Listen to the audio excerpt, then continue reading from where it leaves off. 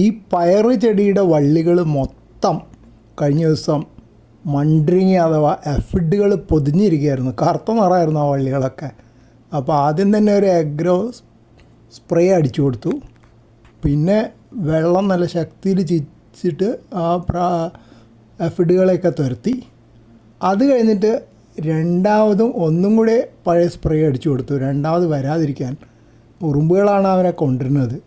അപ്പോൾ ഇപ്പോൾ 3-4 ദിവസം കഴിഞ്ഞിട്ട് എങ്ങനെയുണ്ടെന്ന് നോക്കുകയാണ്. ഒറ്റൊന്നും പോലും തിരിച്ചു വന്നിട്ടില്ല.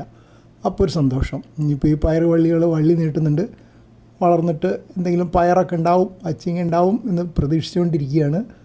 അപ്പോൾ ഈ ഡബിൾ പ്രയോഗം കൊണ്ടാണ് ഗുണം കിട്ടിയത്. ഡബിൾ എന്ന് പറയാൻ പറ്റില്ല, ട്രിപ്പിൾ എന്ന് വേണമെങ്കിൽ പറയാം. കാരണം സ്പ്രേ 2 പ്രാവശ്യം അടിച്ചു കൊടുത്തു, പിന്നെ വെള്ളം നല്ല ശക്തിയിൽ ചീറ്റിക്കുകയും ചെയ്തു. എന്തായാലും ഇതുവരെ കുഴപ്പമുണ്ടായിട്ടില്ല.